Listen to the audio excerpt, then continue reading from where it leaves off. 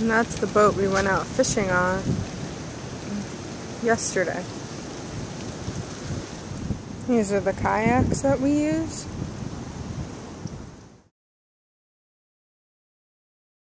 English gave to the river, New River. The Mayans named the river of strange faces, but the English didn't bother asking if the river had a name. They just came up with their own name.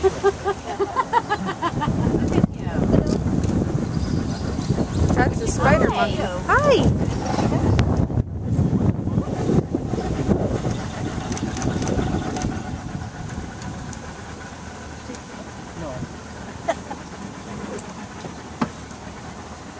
Mayan culture, the spider monkey is believed to have been evil to their half-brothers, like the Cain and Abel story, and the gods helped their half-brothers by turning them into spider monkeys.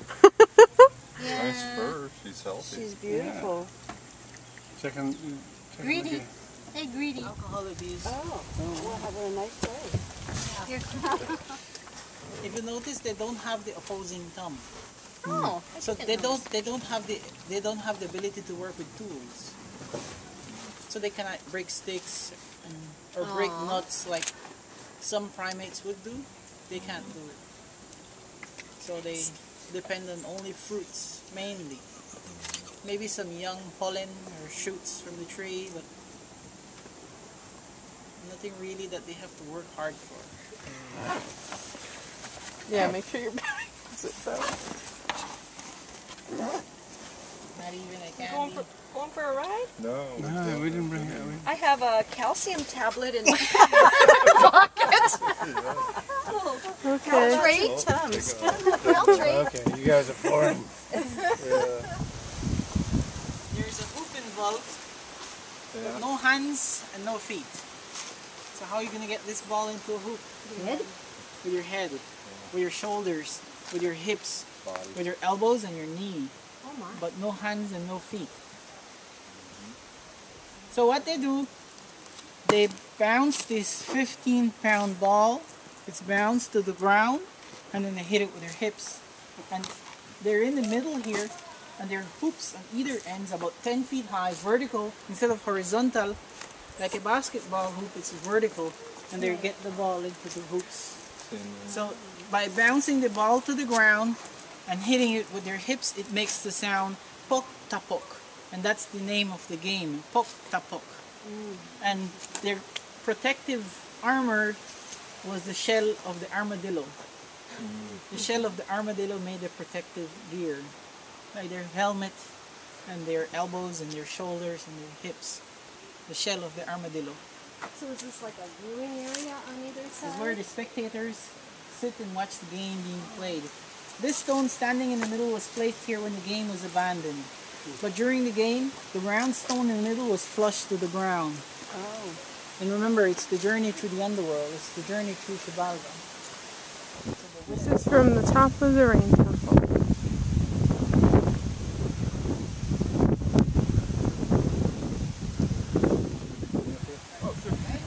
Oh yeah.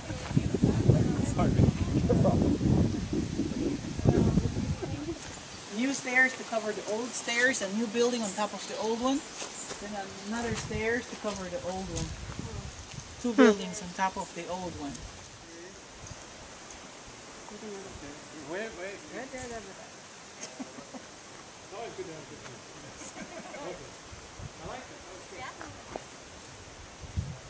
Wave.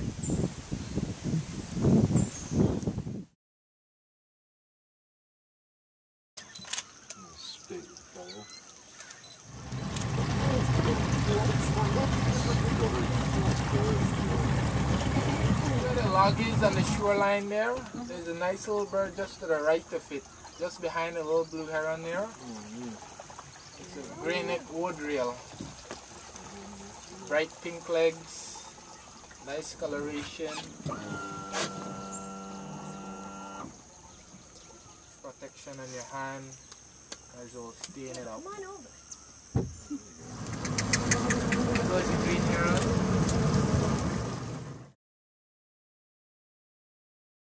gave to the city. It's not the true name of this. In my opinion, I would compare Lemoni with the city of New York in the U.S. Here is why. New York is famous for skyscrapers, same as Lemoni. And then I would compare Alton Hall with the city of New Jersey in the U.S. It's more open, laid back, easy going. Friends, Lemoni, you find the ball court, you find hieroglyphics, you find stelas, none of which were found at Alton Hall. When you visit archaeological sites like in Mexico, you have Chichen Itza, you get Tulum, Uxmal, Coba, and many others. We call those in Belize Mayan ruins. As opposed to coming here, you will find temples. Friends, they are different. A Mayan ruin is a building that was once there. Due to excavations, however, they tore them down now, and they will try to rebuild what they think they could have or they might have looked like. We call those Mayan ruins. When you come here, you will find temples. A Maya temple is a building, a structure in its original form. Not excavated or not, so that is what you will find here today, 13 temples. Okay? This is a mysterious city, friends. No ball court found here, no hieroglyphics, no writings. So this city here will not speak to you. This city, persons of middle class origin are buried inside this little mound or hill, and above would have their homes. So the Maya were pretty much living with their dead. The size of this city is at least 5 square miles in all 4 directions. About 1,000 of these burial mounds are known to be within this area. Of that 1,000 burial mounds, they have excavated at least 35 of the 1,000 burial mounds, and that's how we know that these are burial mounds for the middle class. The cells climb to the top of the temple to look at the rooms. There are 13 rooms up there. The 13 rooms represents not one but 13 heavens. If they were to remove the tall trees and the debris off of it, they would expose a beautiful stone temple. By leaving the tall trees and the debris on it, lets a visitor like yourself have an idea to see what in here looked like when it was rediscovered in 1950. Alright? Alton Hall is in Quechua Maya. In English, it is called Water of the Rock. This is not the true name of this archaeological city, it's only a given name. We don't know what the Maya had called the city because there were no hieroglyphics found here. Again, hieroglyphics are Maya writings, none of which were found on either of these temples. Okay. This would be where they were buying, they were selling and trading right in this area right here. So that's why I say Walmart, because this was a huge shopping area. From Guatemala, they brought the green jade. From Mexico, they brought obsidian. Taken away from here were rocks, flint. But the flint was important for making fire. Also, the flint was important for making of tools, like spears and arrowheads. These were tools that was used in warfare. So this was a huge shopping area right here. In this market would gather at least 5,000 people daily. The number 5,000 might sound like a huge number, but try and imagine 5,000 people standing only 3.5, 4 feet tall. They could easily fit right here in Walmart. That was the average height for the Maya middle class and peasants. They were living an average the lifespan would have been 25 to 35 years old, while the shamans was living an average 65 to 75 years old. They were standing 6.5, 7 feet tall. Okay. Friends, this temple here, this temple A5, it would have been painted red. It would have been painted red to represent the god of the sun, looking east, the first sun god, painted red. Just across, we have temple A1 would have been painted black. Painted black to represent the moon goddess, female. Temple A6 would be looking north, would have been painted white to represent the god of water. The rain god, Chak, as in Chakmol, the ruler, looking north. At the top of the temple you'll find rooms, there are 13 rooms. From here, if you look at the original platform, if you look at temple A6 again, looking north, that's the original platform. But as you keep climbing with your eyes, it disintegrates over time. What happened there is that as long as the limestone is exposed, it will fall apart. Okay? As across, looking south, you have temple A3 would have been painted yellow. Painted yellow to represent the maize god. The maize is the corn god, the god of food. So each temple was dedicated, was built for a priest. Looking again at temple A5 here, looking east, to build one temple of this size could take anywhere between 500 to 700 years to build one temple of this size. The pyramids of Egypt, they are hollow. You could walk through their chambered buildings. These are not pyramids, rather they are temples, meaning they're built like onions, layers on top of layers on top of layers.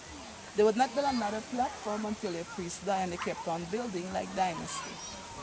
Friends, we are conducting this tour in a cemetery. However, this is only the commercial parts of the city, as this city extends 5 square miles in all 4 directions. However, if you visit the Royal Ontario Museum, you'll find a jade head there. On the label of it, it reads property of Belize. It is said to be the world's largest single piece of elaborately carved artifact in Mesoamerica. It is about the size of a human head. It weighs about 10 pounds. So one piece of jade. And the temple here, you can get closer when we're done, we get closer. Look at the mask, their faces on the temple. Ironically, you'll notice that all 5 of the masks, the eyes are crossed, so they're not straight, they're not looking at us, but they'll be looking in that way. Even the jade head that was found here, the eyes were also perfectly crossed. So it is then believed that all of the male priests was required to have their eyes crossed. If they were born naturally and the eyes were not crossed, the mother would make sure that they would become crossed. To achieve this, at birth, she uses a red cloth or a red bead, and she hangs that directly in front of the child's eye to focus on that, to in the end achieve cross circular eyes. So what was the signification of that? That it would represent that 1, they were beautiful, and 2, they could look into the upper world, 13 heavens, and the 9 underworld at the same time. Only for the male priest. For the female shamans, she was required to have a flat head and a round circular face. Again, to achieve this at birth, the mother would use a red piece of limestone, place that on the child's forehead and band the child's forehead. At the age of 13, when she removed the rock, it gives the child a flat head and a round circular face. This was beautiful as well as attractive for the female priest. Also, friends, at the top of the temple, you will find an altar. You will find it very interesting that the altar was found here at the top of the temple as opposed to finding the altar at the base of the structure. The archaeologists then suggest that the Maya were doing a ritual known as bloodletting rituals, piercing of their tongue and their nipples for the female priests, piercing of their tongue and their genitals for the male priests, and collecting the blood in a vase and burning away of the human blood at the top of the temple. This ritual was practiced throughout Mesoamerica, only done at this city. So that's why he believed the altar was found at the top of the building and not at the base of the structure. I have a question. Yes, nice lady. Yesterday they were saying that the Mayans built on top of the structures every 52 years. Yes. Do they do the same thing here? Same here. Okay. Yes, ma'am. Yes, ma'am. But you said it took like 500 years for them to build. Because they'll be building on top. Oh, okay. Okay. Given their lifespan, 65 to 75 years old. Okay. Yes, nice lady. Thank you. Yes, nice.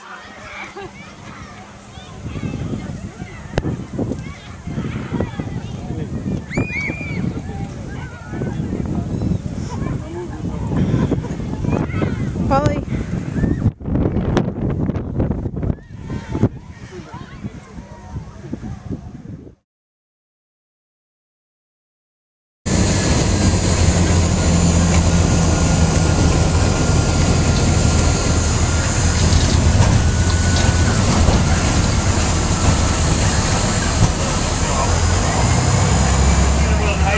We're just passing one at the building to the left-hand side, the yellow building, that's a high school. What we call the Northern Highway, entering into the Central American Boulevard. There is this circular monument here, or roundabout, that has a lot of poles. That's where they put all the Caribbean and Central American flags. But we are about to cross a bridge that is called the Belize.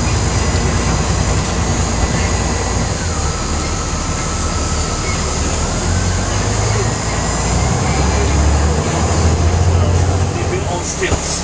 And afterwards, culturally, people started to take it inland like that. People were afraid of snakes, so they built on stills. And in the rainy season, they would be able to hang their clothes at the bottom of the hole to dry. In the hot season or dry season, the air circulates better.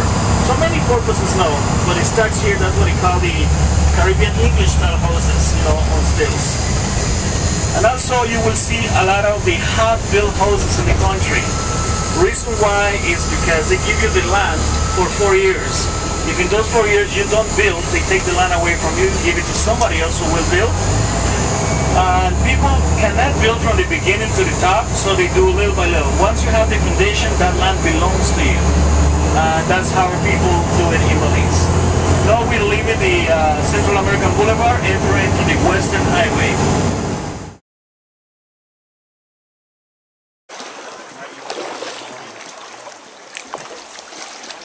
Our shoes over there. I think that's the highlight of today's activity, this chamber. You know the cave length? From the point we swim in, this should be the exit, right? But we call it entrance because we come in and go out same way. So the exit to the actual entrance of this cave is 5.3 kilometers in. 5.3. You know how much we've done just there? Just climbing out of the water onto that rock? We just did half of 1 kilometer of 5.3. Wow. Right? And this point where we have the footwears off now, we're going to do another half kilometer. Which in general, these people, the Maya, came into this cave 1 kilometer only. Okay? 1 kilometer only. That's the length or distance-wise these people made use for ritual activities only. This place is not known where they live. This place, we look at this like a church. Like any one of us, maybe church. Right? And I do not use the word was. I use the word is. Because these places we visit is still a very sacred place for these people, the Maya, who live among us today. And they still made use of these sites for ritual activities as a tradition. Villages they believe. These people, the Maya, were of course living with, causing them to leave out there, came into this place and did the rituals because they were living, a difficult or in difficult times. Archaeologists ask the questions like, when do you find people praying most? When do you find people praying most? Hard times. In hard times. In difficult times. Right? And some of the theories they emphasize on would be maybe long period of droughts. Right? They look at sickness, diseases, natural disasters, warfare among themselves, and different other stuff. Which today this is still with a huge, massive question mark. What exactly happened to these people? We don't know. Right? We don't know. So because they were living, again in difficult times, again, because they believe their God resides into this place, they've decided to come in then and worship their God, trying to please them, right? To get something they were desperately in need of. And the other question was, did they get what they came in here to request for? The answer for that might be maybe no. Reason maybe causing them to abandon the areas, which in Belize, most of the areas was already abandoned by 1000 AD. Right? Again, ATM, Aktun Tunichil Muknao, was a place rediscovered in 1986 and opened for visitors like you guys 97. Since then and until today. And how long will this place remain open? We just don't know. So, they have recorded over 2,000 artifacts, not 2,000, but 200 artifacts in the area, which again, not to say that that is all. But we could always imagine what lies in areas we don't know where they are and we could find it. Because of this, archaeologists have pleaded to us then to make sure we all visitors, I'm not saying you all, but we all visitors, follow a single path. And this path is this, my friends. Look, I will show you. 98% of everything is still found in this cave. Right? Just 2% removed. And those 2% were items archaeologists were afraid grew legs and left one day. Like it have happened in other sites. They have decided to leave things behind so that you guys could see, but again, they grew the legs and they left. And very difficult to track them down. So before it happens here, they decide to remove it and have it displayed in the museum in Belize City. Alright? So no touching of nada, no picking up of nada. All you have rights to do, see whatever you want to see, and take it. What is it? It's a Chicken. That's a weird chicken. That's gonna go in my journal. Sacrifice. Yeah. What are we looking at? Just on the item, there's a little figurine, car figurine on it. What do you think this thing might be? Monkey. Good. That looks like a monkey. Yeah. Well, that is what archaeologists, as far as they, suggest this thing represent a monkey. So they call this thing the monkey pot. The monkey pot? This is what is interesting for this pot, guys. I remember, oh no, it wasn't. Yes, I remember telling you guys on the drive how much people lived in this country of ours. Maya inhabitants, 1.5 to 2 million inhabitants, right? And this is interesting. For that amount of people, just 8 of these items are found, shape and size and everything, with the monkey on it. And there's just one that is different of the 8. It's found at another cave called Chechemha Cave. If you look good at this one, the head and everything is intact. The one at Chechemha Cave is separated from the body, which they believe that this item, if you look at it again, the shape and size, what use you think they were using that for? What use was it for, you think? What do you think? Which? Water. Water, right? We stress liquid because it could be water. It could be a sacred drink brought in to go with the food offered. It could be even blood received inside this thing. See the neck? It's like specifically designed, like maybe stop water from going out, right? I mean, after you carrying it, okay? So they call this then the monkey pot, right? Which 40% of whatever archaeologists they have, if it's not evidence, 60% could be what? Speculation or educational guesses. Which one of the guesses we have as guides, which again we're not arguing with the archaeologists, is they think, saying this is a monkey. But we could always imagine that also being a representation of a trademark, right? A ceremonial stamp or a initial or something, right? Apart from it representing that exact monkey. But why argue with these guys, right? Why argue with them? Here, all the way across. Look at all that. Wow.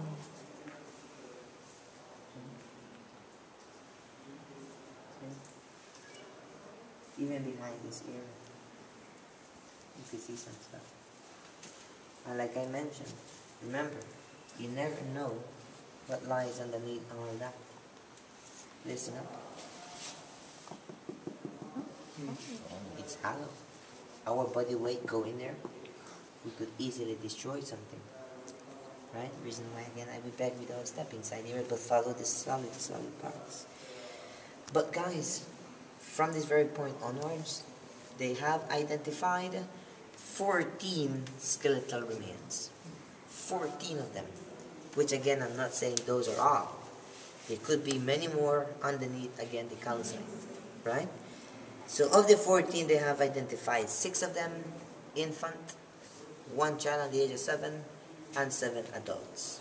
Right? People, today archaeologists could identify who these people were via different modifications they appear to show or have. Have you then heard about cranial modification? Yes? Oh, is that when they put like the rock on their head? A board. This was called fronto-occipital using tabla oblique method. This was done at what age then? When they were born? When they were very much young infants, right? They were born. They would take that board and place it on the infant's forehead and wrap that around with some type of cloth. You know the baby's skull at that age is pretty soft. So what happened? The skull take the shape of the board, flatten it, and so on. Something commonly done that will actually do to these people, that will actually take a piece of bead or jade, tie that to a piece of string, place on the bridge of the nose and tie that to the back of the head. What do you think this is going to do them? Make them cross-eyed. Make you cross-eyed, right? Because again, even a hair in your face is annoying, right? Imagine having something right there dangling in front of your face. But the parents will never allow you to pull it out, right? So you get used to see this thing, weakening the muscle of the eyes and cause you to go cross-eyed. Age 7 to adult age, the incisors were filed. Have that look like an upside-down M or W shape. Sometimes this was drilled and inlaid with jade or pyrite, right? This was done rather for 2 things, identity or maybe beauty. Identity was like to see any of you guys with this certain modification, and I already could tell who you are, where you're from, who you represent. And it was you who I was sent for, to be captured and be brought inside this place for a sacrifice. So this could have been against your will, or it could have been you volunteering yourself for this. which was a great honor, and they believed in reincarnation. They are. The individual is 40-year-old plus, and it's interesting how they age and gender these people. Aging could be said from the suture, the teeth, and the length of bones. The gender could be said from the structure of the skull, the eye socket, and rather even from the pelvis and other part of the bones as well. Alright? Things like that.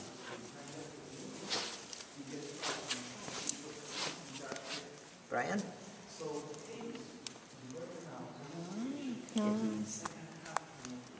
That's the first skeletal remain of 14, 40-year-old plus male person. Okay? And he shows all of the above what I was telling you about. The flattened forehead, the filed teeth, nothing drilled of course, and it's difficult to point out maybe the crossed eyes. It's very unfair if I was to tell you, you know what? This person died decapitated. You know? It was very unfair if I was to tell you that. But if you guys were super interested in to find out how the hell so we couldn't tell people this person died decapitated, which was one way how they were sacrificed. Or maybe heart being extracted. Right? The only way we could think about, or astrologists could think of, is maybe traumatized. If you look at the fracture on the side of the skull, that's the only thing believe maybe what happened there. Right? A blow to the skull, causing his life. This is a secondary burial. If you look, inside the pool is his remaining bones. You see that? Secondary burial. Bones found in this condition. This individual could have been washed down into the area, water displayed, or maybe picked up from somewhere and then stashed in the area. Right? So we don't know exactly what happened to this person, but he's in here. And some of the question was, is he a victim of sacrifice? We don't know. Okay? Or we could always think about maybe they being left up here. What happened to them, you think? See? Water displacement, right? Yep. And hitting onto these solids of the rocks and so forth may have caused that fracture and the skull to reopen. See the vertebra? See the femur? See the pelvis? There's the sacrum, tail bone. Where? Right there. Right there. And you have the tibia and fibula. Shin bone. What makes the beauty of all caves, right? The rock formations. The rock formation. But the female you're seeing now is from where this cave got the name from. You guys can put your own interpretation of what happened there, because really we don't know what happened. No access. Okay? 18, 20-year-old. Where the cave got the name from. Aton ko na Chilmuk now.